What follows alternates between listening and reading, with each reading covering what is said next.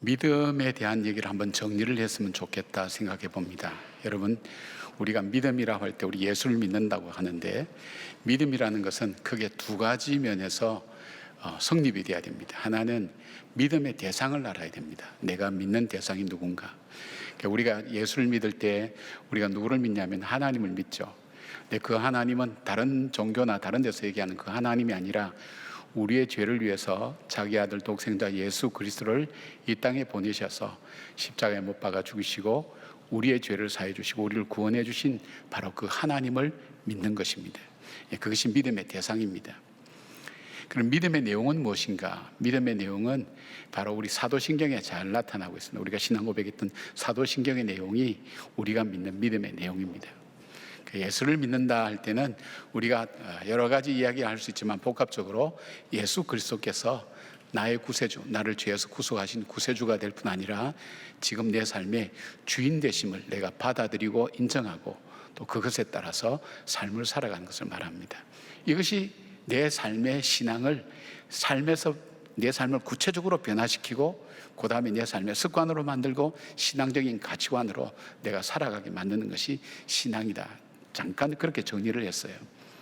자, 그런데 예수님께서 앞에 사건은 반드시 내가 다시 오신다고 그렇게 주님 말씀하셨어요. 주님이 다시 오신다, 재림하신다고 말씀하시고, 오늘 말씀은 그런 신앙을 가지고 믿음을 가지고 있는 우리들에게 마지막 때에 어떻게 살 것인가 하는 것을 말씀하고 있어요. 어떻게 사는 것. 우리는 지난번에 말씀드린 것처럼 초림과 재림 사이에 살고 있다 그랬잖아요. 예수님이 반드시 오시죠. 그리고 우리가 다시 오시는 그 주님과 그 사이에 있는데, 거기에 이제 우리 한 가지 말씀드린 것은 우리가 우주적인 종말이 있고, 그러니까 주님이 오시는 우주적인 종말이 있고 개인적인 종말이 있다 그랬죠. 우리가 개인적으로 죽는 거죠. 이 종말이 있어요. 그런데 오늘 주님께서 하시는 말씀은 이 종말을 앞두고 우리가 마지막 때를 살 때 어떻게 살아야 될 것인가. 우리가 막 살 수 없어요. 우리의 시간은 정해져 있고 또 주님은 반드시 오셔서 심판하신다 그러고 우린 개인적인 종말도 있어요. 그러니까 무한정으로 우리가 마음대로 살고 함부로 살 수가 없어요. 그래서 성경은 지혜롭게 살으라고 그렇게 말씀합니다. 근데 오늘 주님께서 하신 말씀을 세 가지로 이렇게 좀 정리해서 말씀드리려고 하는데, 그 세 가지가 뭐냐? 첫째는 복음을 따라 살아라. 복음, 진리를 따라 살아라. 두 번째는 때를 분별하라. 때를 분별하라. 이 시대를 분별하라는 거예요. 사람들이 살아가는 그 삶의 흐름과 같이 거기에 기대해서 그냥 그렇게 살아가는 것이 아니라 이 세상이 어떻게 돌아가는가 하는 것을 분별하라는 거예요. 분별해서 자세히 주의하여 분별하라는 거예요. 그래서 우리가 하나님을 믿는 그 믿음에서 떨어지지 않고 그 믿음 붙들고 살아가는 거예요. 때를 분별하라는 것. 그리고 또 하나 있다면, 우리가 이 성경에 있는 내용대로 하면 하나님과 화해하라 그렇게 말씀하는데, 이걸 다른 말로 바꾸면 우리의 삶이 끝나기 전에 또 주님이 오시기 전까지 우리가 할 수 있는 대로 하나님의 선하신 뜻을 위해서 행할 수 있는 기회로 삼으라. 이 세 가지를 가지고 말씀드리려고 합니다. 사실 오늘 설교는 끝난 겁니다. 이 세 가지로 아무도 믿는 표정이 아니네요. 정말 끝낼까? 이제 시작일 거야. 그렇게 생각하시는데, 저분이 저렇게 끝낼 사람은 아니야. 지금까지 내가 알아봤지만 그렇게 절대 끝내지 않습니다. 여러분이 정확하게 보셨습니다. 이제 시작하려고 합니다. 첫 번째가 뭐냐? 우리가 어차피 종말, 마지막 주님이 다시 오시거나 우리 개인적인 종말이 그 때가 내 삶에 이르기 전까지 우리가 살아야 될 삶의 원칙은 복음을 따라가는 삶입니다. 49절 보니까 예수님이 내가 불을 땅에 던지러 왔노니 이미 불이 붙었으면 내가 무엇을 원하리요? 라고 말씀합니다. 참 난해하죠. 여기에 예수님께서 불을 던지러 왔다는 말씀을 주님께서 이 세상을 심판하러 오셨다고 그렇게 해석을 많이 합니다. 그런데 요한복음 3장 17절 보니까 이런 말씀이 있어요. 하나님이 그 아들을 세상에 보내신 것은 세상을 심판하려 하심이 아니요 그로 말미암아 세상이 구원을 받게 하려 하심이라, 그렇게 말씀하고 있어요. 세상에 복음을 주시기 위해서 주님이 오셨다는 겁니다. 그런데 불이 가진 상징성이 사르고 태워서 본질을 드러내는 심판의 기능을 가지고 있기 때문에 심판하러 오셨다고 그렇게 해석하는 것입니다. 따라서 예수님이 오신 궁극적인 목적은 세상을 구원하시기 위해서 오셨다는 것입니다. 우리가 예수를 믿게 되면 하나님 나라의 백성이 되는 것입니다. 하나님 나라라고 할 때 우리가 나라는 영토, 주권, 국민 그렇게 얘기하지만 성경에서 말씀하시는 하나님 나라의 일반적인 이런 표현들은 하나님의 통치가 이루어지는 곳이 하나님 나라입니다. 그러니까 우리가 하나님의 백성이 되었다, 예수를 믿으면 하나님의 백성이 되었다, 그러면 우리가 이 땅에 살지만 하나님의 통치를 받고 살아가는 사람입니다. 근데 이게 다르단 말이에요. 하나님의 통치를 받는 사람은 세상 것과 다르다는 거예요. 세상 사람들은 이 세상이 우연히 이루어졌고, 그리고 이 땅에 있어서 중요한 것은 물질이고 현실이고 현세가 가장 중요하다고 그렇게 믿고 세상을 바라보면서 살아가는 사람하고, 이 세상은 하나님이 창조하신 세상이다, 우리가 죄를 지어서 하나님에게 창조해서 우리가 벗어났다, 하나님께서 다시 이 세상을 구원하시기 위해서 이 땅에 오셨다, 그 믿음을 갖고 있으니까 우리 속에는 하나님이 창조하신 이 세상을 아름답게 보면서 하나님의 창조를 우리가 함께 이루어가는 바로 귀한 일들을 우리는 감당하게 되는 겁니다. 이 삶이 달라지는 것입니다. 그래서 어떤 일이 일어나느냐, 세상의 것을 가지고 살아가는 사람하고 이 땅에 살지만 하늘의 인생 기준을 가지고 가는 사람하고는 충돌이 일어날 수밖에 없습니다. 책에 보니까 세계관의 충돌이라는 책이 있는데 좀 두꺼운 책이에요. 이 세상은 이런 충돌로 가득 차 있다는 거예요. 그래서 복음이 들어가면, 복음이 증거되는 곳에 이 충돌이 일어나는 것을 보게 됩니다. 51절 보니까 내가 세상에 화평을 주려고 온 줄로 아느냐, 내가 너희에게 이르노니 아니라 도리어 분쟁하게 하려 함이로다. 이 말씀은 많이 혼돈을 주죠. 여러분 한번 보십시오. 내가 동쪽을 향해서 간다 할 때 자연스럽게 내 등은 서쪽을 향하게 돼 있어요. 내가 하나님의 백성, 하나님을 믿고 하나님 백성, 이 세상은 하나님이 다스린다는 그 세계관과 그리고 내가 가치관과 자아관을 가지고 살아가는 사람하고, 이 세상이 가진 것, 이 땅에는 우연히 이루어졌다고 생각하는 사람하고는 삶에 있어서 선택도 다르고 삶의 방법도 다르고 추구하는 목적과 모든 것이 다 달라요. 그러니까 어떻게 할까요? 충돌이 일어나는 거예요. 그것을 주님께서 말씀하시는 거예요. 그래서 주님께서 이렇게 말씀하시는 이유가 있어요. 우리가 흔히 생각하잖아요. 우리가 싸우고 분쟁과 다툼이 있다 할지라도 예수님이 가시면 그곳에 평안이 있고 기쁨이 있는데 왜 이런 충돌이 일어난다고 주님께서 분쟁을 일으키러 왔다고 하신 말씀이 대체 무슨 말씀입니까 하는 그 말씀의 의도는 이겁니다. 주님 말씀하시는 그런 평안은 궁극적인 평안을 얘기합니다. 우리에게 평안과 구원은 진리를 통해서만 이루어집니다. 예수 그리스도를 통해서 이루어진다는 거예요. 근데 그 예수 그리스도를 통해서 이루어지기 전까지 일어나는 것이 분쟁과 다툼이 일어날 수밖에 없다는 것을 말씀하고 있습니다.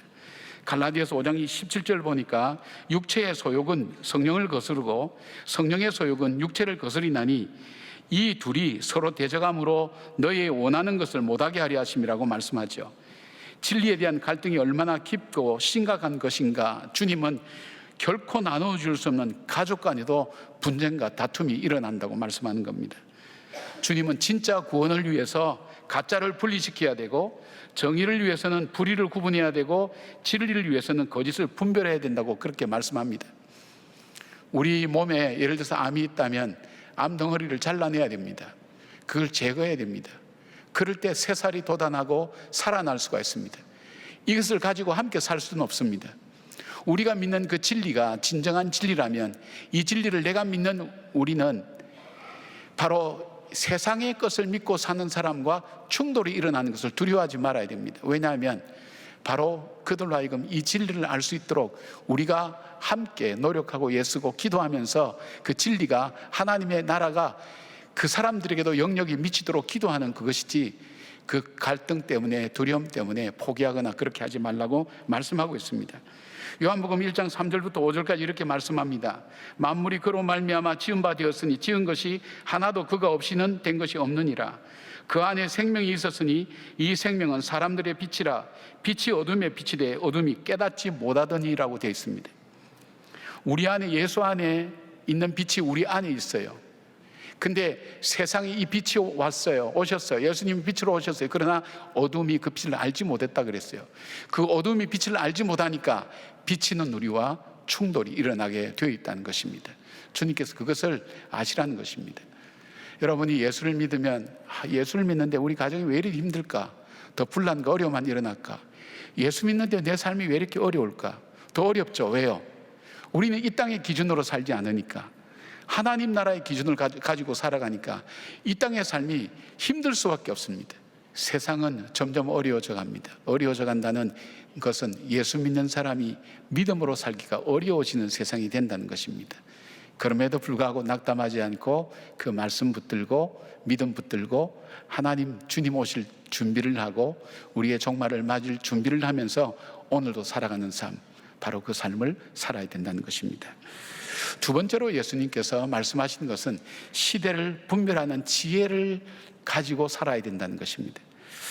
54절부터 55절까지 이렇게 말씀합니다. 또 무리에게 이르시되 너희가 구름이 서쪽에서 있는 것을 보면 곧 말하기를 소나기가 오리라 하리니 과연 그러하고 남풍이 부는 것을 보면 말하기를 심히 더우리라 하나니 과연 그러하니라. 그렇게 말씀합니다. 옛날에는 과학적 지식이 별로 없었기 때문에 자연 현상을 보면서 조만간 닥쳐올 기후에 대해서 짐작했습니다. 농사를 지을 때 필요한 것, 우리가 밖에 나갈 때 우산을 준비하는 것, 옷을 준비하는 것, 이런 비유는 56절의 말씀을 하시기 위한 겁니다. 외식하는 자여 너희가 천지의 기상은 분간할 줄 알면서 어찌 이 시대는 분간하지 못하느냐, 그 말씀하고 있습니다. 이 말씀은 자신의 어리석음을 깨닫지 못하고 있으면서도 안다고 하는 사람들을 가리키는 말입니다. 즉 기상은 분별할 줄 알면서도 메시아로 오신 예수님을 받아들이지 못하는 사람들에게 하신 말씀입니다. 더 나아가서 예수님의 재림과 다가올 심판을 알면서도 예수님의 오심을 준비하거나 심판을 준비하지 않는 사람들을 향해서 주님께서 하신 말씀입니다. 여러분, 저와 여러분이 사는 이 세상이 어떤 세상이라고 생각하십니까? 많은 학자들이 이 시대의 특징, 이 시대를 움직여 나가는 사상적인 특징, 그것이 문화가 되어서 우리 일상 속에서 깊게 파고들어 있는 바로 이 사상을 이 포스트 모더니즘이라고 그렇게 얘기합니다. 포스트 모더니즘이 갖고 있는 특징이 있습니다. 그러니까 여러분들이 일상생활을 하는 가운데 이 포스트 모더니즘의 영향을 받게 되어 있다는 거예요. 예를 들면 뭐 그렇게 할 수 있죠. 여러분 그런 얘기 많이 들어보죠. 내 인생은 나의 것, 내 삶은 내가 결정하는 거야, 선택하는 거야. 이거 한 30년 전에 나온 노래도 있는데 아마 연세 드신 분은 아실 거예요. 내 인생은 나의 것, 내가 내 인생을 살아갈 수 있어요. 우리 부모님은 나에게 너무 많은 것을 요구해요. 내 인생은 나의 것이에요. 자기 인생은 자기 거라는 거예요. 그래서 이 포스트 모더니즘의 사상의 영향을 받게 될 때에는 우리 신앙적으로 볼 때는 하나님의 절대성이 부정되게 됩니다. 그리고 말씀의 정말 절대성의 가치, 그 다음에 우리가 절대 절망하는 우리 자신에 대해서 여러분 이 부분이 무너지게 되어 있어요. 그러니까 자연스럽게 어떻게 되는 거예요? 이 세상을 따라가다 보면, 이 세상에 흘러가다 보면, 저 영국의 문호 체스터톤 얘기처럼 물을 따라 흐르는 고기를 보라, 반드시 죽은 고기라. 살아있는 고기는 이 시대를, 물살을 거슬러 올라가는 거예요.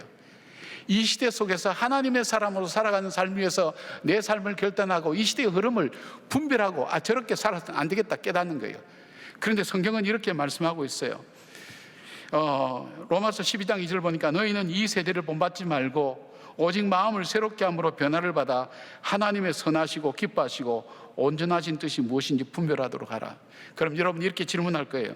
이 세대가 그래 흘러가는데 여기저기 봐도 다 그것 때문에 영향을 받고, 영향을 받다 보니까 하나님의 절대성도 나에게서 무너지고 모든 것이 상대화되어서 너도 옳고 나도 옳다는 다원주의가 생기게 되고, 그리고 물질 중심적이 되고 현실적인 것이 되고 현세적인 것이 되고, 그리고 모든 것에서 주인은 너라고 생각하는 바로 이 사상과 생각이 문화나 모든 환경 속에 숨어 있다면 대체 무엇을 가지고 나를 새롭게 할 것인가? 여러분이 무엇을 가지고 여러분 자신을 새롭게 할 수 있어요?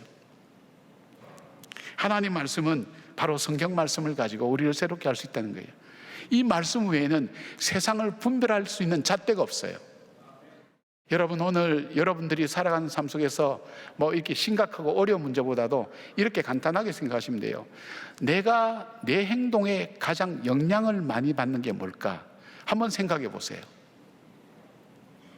내 삶에 내가 가장 영향을 많이 받는 게 뭘까? 다양한 건 다 있을 거예요.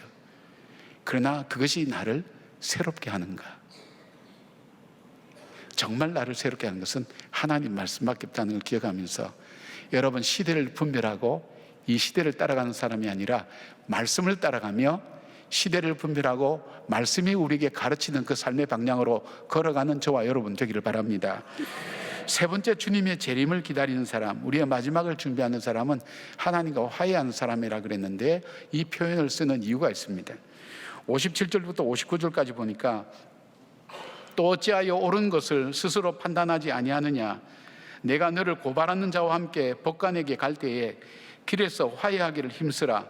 그가 너를 재판장에게 끌어가고 재판장이 너를 옥졸에게 넘겨주어 옥졸이 옥에 가둘까 염려하라. 내게 이르노니 한 푼이라도 남김이 없이 갚지 아니하고서는 결코 거기서 나오지 못하리라 하시니라. 이 말씀은 영원한 멸망에 빠지지 않고 자기를 구원하기 위하여 스스로 노력해야 되는 것을 강조하면서도 다가올 심판을 위해서 분별하고 최선을 다하라고 말씀하시는 겁니다. 그러면서 지금 무리들이, 지금 예수님 말씀 듣는 무리들이 어떤 형편에 있는가를 말씀합니다.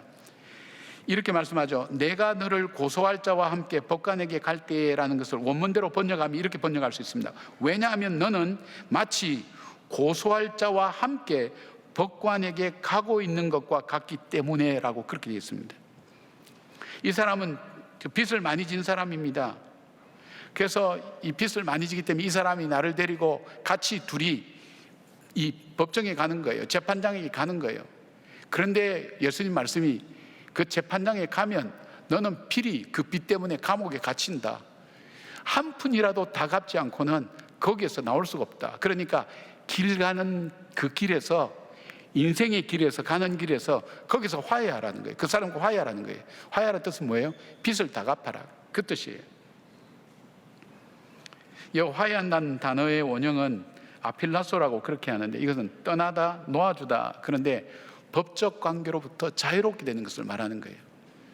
그러니까 주님께서 이 말씀을 하시는 이유는, 우리가 지금 마지막 때를 향해서 걸어가는 이 인생의 길 여정에 있는데, 이 여정에 있으면서 중요한 것은 너희가 진 빚을 다 갚아라. 그렇지 않으면 영원한 형벌로 갈 수밖에 없는 그런 운명이라는 것을 우리에게 말씀해 주고 있는 거예요. 이 듣는 무리들에게 말씀하고 우리에게도 말씀해 주시는 거예요.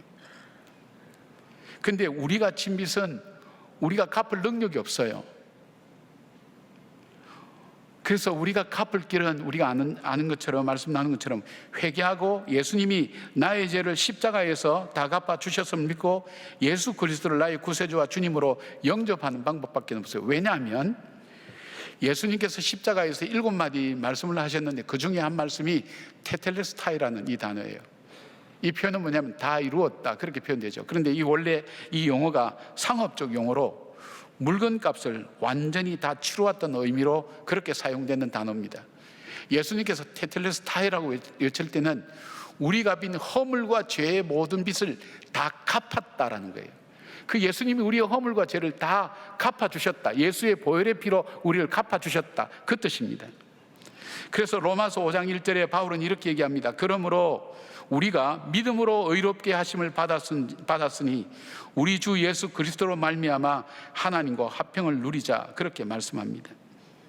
다시 한번 정리하면, 제자들과 무리들에게 마지막 때가 오기 전에 죄의 형벌로부터 영원히 벗어나기 위해서는 메시아 대신 예수 그리스도를 구세주로 믿고 영접하고 하나님께 돌아가는 것이 화해다. 그리고 그런 선택과 결단을 해야 되는 걸 말씀하죠. 다시 말씀드리면, 내 인생의 종말이 오기 전에 우리에게 중요한 것이 뭘까요? 예수 그리스도를 나의 구세주와 주님으로 믿고 그 보혈의 피로 내 죄를 씻어주시고 다 탕감하여 주시는 그 하나님 앞에 나가라는 겁니다. 바로 그 말씀입니다. 그러나 여러분, 우리는 이미 예수 그리스도를 통해서, 예수 그리스도를 구세주와 주님으로 영접해서 우리는 이미 그 죄에서 씻음을 받았어요. 다 탕감 받았어요. 그렇다면 우리가 살아야 될 삶은 어떤 삶일까요? 우리가 살아야 할 삶은 내가 그 빛에서 탕감받았고 내 죄를 용서해 주신 그 주님의 행하신 일들을 증거하고 살아야 됩니다. 내 공로가 아니다, 내 힘이 아니다, 나는 스스로 이 죄의 빚을 갚을 수가 없다, 이 빚을 갚으신 것이 바로 예수 그리스도의 십자가의 보혈의 공로다, 이것을 증거하고 이것을 삶을 통해서 증거하고 나타내는 삶을 살아야 됩니다. 그리고 우리가 하나님 앞에서 죄를 범할 때 하나님과의 관계가 끊어지면서 자신과의 관계, 다른 사람과의 관계, 자연과의 관계가 함께 깨져버렸어요. 그런데 예수 그리스도로 말미암아 우리가 하나님과의 관계가 회복되었어요. 하나님과의 관계가 회복되었다면 우리에게 남은 숙제가 있다면 뭘까요? 내가 내 자신하고 화해해야 돼요. 내 자신하고 화해한다는 건 뭘까요? 내가 나를 잘 받아들여야 돼요. 내가 나를 용서할 수 있어야 돼요. 내가 나를 수용할 수 있어야 돼요. 내가 나를 인정할 수 있어야 돼요. 그것을 날마다 하실 수 있어야 돼요. 그리고 또 하나 있다면 무너진 이웃과의 관계를 회복하는 일에 우리가 최선을 다해야 돼요. 끊임없이 계속해서 하나님과 우리와의 관계가 회복되었으니 우리는 그것을 회복할 수 있는 기회를 하나님께서 우리에게 주셨어요. 그래서 할 수 있으면 여러분, 다툼과 분쟁이 있다면 용서할 것은 용서하시고 화해하셔서 살아가는 삶, 그것이 용서함을 받은, 죄의 탕감을 받은 우리가 살아야 될 삶의 모습이라는 것입니다. 사랑하는 여러분, 어떤 목사님 설교를 이렇게 보니까 이렇게 말씀하셨더라고요. 인간관계 속에서 문제가 생길 때 통과 그렇게 얘기를 하라는, 문제가 생겼다 그러면 통과. 저는 이렇게 상담하러 오는 한 사람에게 그런 얘기를 했어요. 인간이 어떻게, 그렇게 생각하지 말고 인간이니까, 그리고 어떻게 그럴 수가 있어, 그러지 말고 그럴 수도 있지. 한번 해볼까요? 그럴 수도 있지. 그러면서 넘어가는 거예요. 왜요? 할 수 있으면 화해하라 그랬어요. 하나님께서 우리에게 화목케 하는 직책을 주셨다 그랬어요. 왜 화목해야 되죠? 하나님께서 우리의 죄를 탕감해 주시고 용서해 주셨고 하나님과의 관계가 열렸기 때문에, 회복됐기 때문에 우리도 이 땅에 살면서 그 관계를 회복하며 살아가야 돼요. 그러기 위해서는 가장 좋은 방법이 뭘까요? 그냥 웬만한 거 싸우지 마시고 그냥 통과, 그렇게도 하시고, 어떻게 해요? 그럴 수도 있지, 인간이니까. 어떻게 인간이 이렇게 하면 그때부터 화가 나는데, 인간이니까 그러면 좀 가라앉죠, 그죠? 여러분, 그런 마음을 가지고 주님 앞에서 우리의 마지막 때를 준비하면서, 그 마지막까지 나는 용서 못해, 내 눈에 흙이 들어가기까지는 도무지 용서 못해, 이를 부득부득 갈다가 돌아가신 보면 무서워요. 그러면 사진을 좀 찍어 놨어야 되는 거예요. 여러분 보여드려야 되는데 돌아가시는 모습이 무서워요. 그리고 하나님께서 마지막까지 물으시는 것이 용서에 대한 것을 물으세요. 저희 어머니 친구 권사님 한 분 계셨는데 참 은혜도 많이 받고 신령한 분이에요. 이분이 돌아가셔야 되는데 안 돌아가시는 거예요. 다 의학적으로는 돌아가셔야 돼요. 안 돌아가시는 거예요. 그래서 그 자녀들이 물었어요. 그 자녀들이 혹시 용서하지 못한 사람이 있는가? 그럴 때 그 마음속에 깊이 묻어놨던 정말 용서하지 못할 그 사람을 용서하고 바로 돌아가셨어요. 헬린 아인의 책에 봐도 마찬가지예요. 죽음 앞에서 주님께서 물어보신 것, 우리의 용서와 화해에 대한 것을 물어보세요. 왜요? 우리가 그 은혜를 받았으니까. 그 은혜 받은 여러분, 혹시 제게 감정 있는 분이 있으면 용서하시기 바랍니다. 저도 마찬가지예요. 마음에 이렇게 맺히어서 살지 마시라는 거예요. 왜요? 주님께서 우리를 용서해 주시고 우리의 죄를 탕감해 주셨으니까. 사랑하는 여러분, 저는 하루에 우리가 35,000가지 선택한다고 했죠. 이 작은 선택이 모여서 하루가 되고 우리 일평생 되듯이 여러분이 마지막 때, 개인의 종말이든 우주적 종말이든 마지막 때 이럴 때까지 우리가 어떻게 살아야 되는가, 하나님 복음을 따라 사시기 바랍니다. 시련과 고난이 온다 할지라도 두려워하지 말고 진리가 반드시 승리한다는 것, 주님께 승리하셨다는 사실을 믿고 복음을 따라 살아가는 삶을 선택하시길 바랍니다. 시대를 잘 분별하는 지혜가 있기를 바랍니다. 그리고 하나님과 화해하듯이 화해된 하나님과의 관계를 통해서 이웃과 그리고 가족들 간에 화해하고 사랑하는 귀한 삶을 우리 인생의 마지막까지 끝까지 실천하며 살아가는 우리 모두가 되기를 주님의 이름으로 축복합니다. 아멘.